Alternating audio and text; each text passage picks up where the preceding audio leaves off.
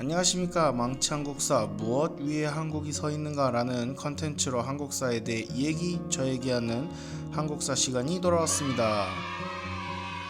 오늘은 첫 시간으로 무엇 할까 고민하다가 지금이 3월이라서 3월 하면 떠오르는 역사적인 사건이 뭐가 있지? 라는 생각을 하다가 3.1운동이 떠올라서 3.1운동에 대해서 한번 얘기해 보도록 합시다. 자, 3.1운동 다들 알고 있죠. 1919년 3월 1일 우리나라가 대한독립 만세 하고 외쳤던 아주 큰 사건이었죠.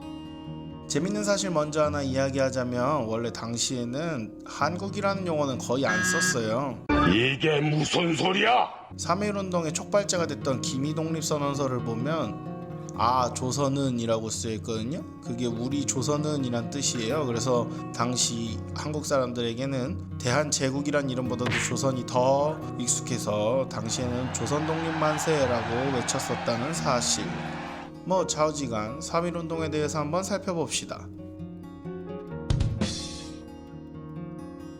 1910년에 우리나라가 일본에 의해 강제 합병당하는 경술국치, 즉 한일합방이 일어나면서 우리나라는 이제 역사상 사라집니다. 그리고 일본은 식민지로만 남게 돼요. 자, 우리를 지배하기 시작했어. 일본이 이제 뭘 하겠어요? 빼먹어야지. 빼먹을 거 다 빼먹으려고 하는데 우리가 가만히 있겠어요? 너니? 당연히 가만히 안 있지. 우리가 무슨 바보도 아니고. 내가 빙다리 핫바지라 보이나 이 새끼야. 그러니까 어떻게 우리가 반항할 때 이 본보기를 보여줘야 되겠다 이거야. 아주 개기기만 해봐. 아주 다 본보기로 쓸어버리겠어. 이런 생각으로. 니네가 꼼짝하겠어?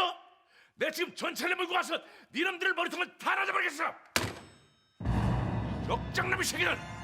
무시무시한 통치를 펼치기 시작하는데 그 시기를 무단통치 시기라고 합니다. 혹은 헌병통치 시기라고도 합니다. 자, 헌병이라는 게 뭐냐면 군대에서 경찰 역할을 하는 사람들을 헌병이라고 하는 거예요. 즉 헌병통치 기간이라는 거는 경찰보다도 군인들이 나서서 우리나라 사람들을 잡아갈 거 잡아가고 탄압할 거 탄압했던 무시무시한 기간이란 뜻입니다. 당시 군인들이 돌아다니면서 우리나라 사람 이러고 지나가다 딱 보고 너 이 새끼 좀 범죄자 같은데? 라고 생각되면 그냥 허리춤에 있던 칼 뽑아서 하고 베어버려도 상관없는 즉결심판권이라는 게 있었습니다.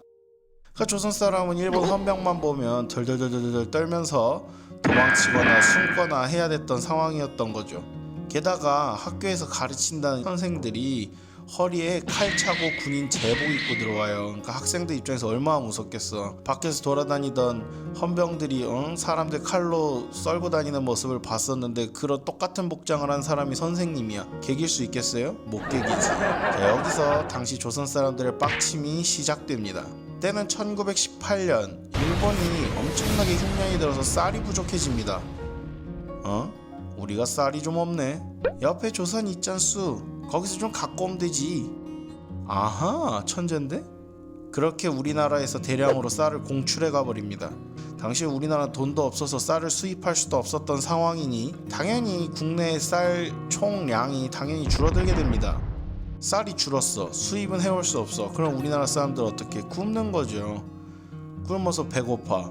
살려고 했더니 물자가 없어서 쌀값이 폭등해. 미친듯이 올라가. 밥을 못 먹어. 감히 밥심으로 사는 우리나라 사람들에게서 쌀을 뺏어갔어. 여기서 2차 빡침.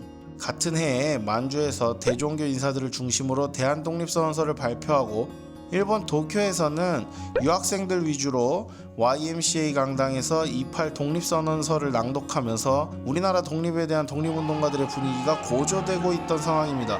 그 가운데 드디어 11월 11일 1차 세계대전이 끝나게 됩니다. 전쟁이 끝났으니까 이제 전쟁 끝난 다음 처리를 해야 될 거 아니에요? 그래서 열렸던 1919년 파리 강화회의에서 미국 대통령 우드로 윌슨이 바로 그 유명한 민족 자결주의를 내겁니다.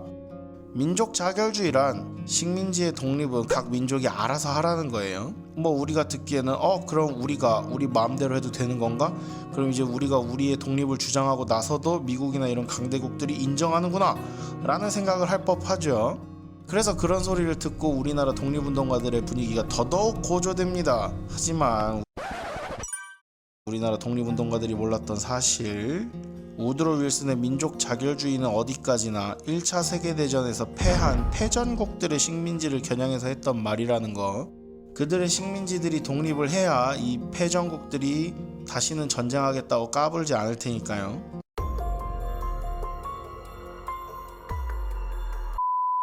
자, 슬슬 때가 다가옵니다. 1919년 1월 조선의 마지막 왕이자 대한제국의 초대 황제였던 고종 황제가 사망합니다.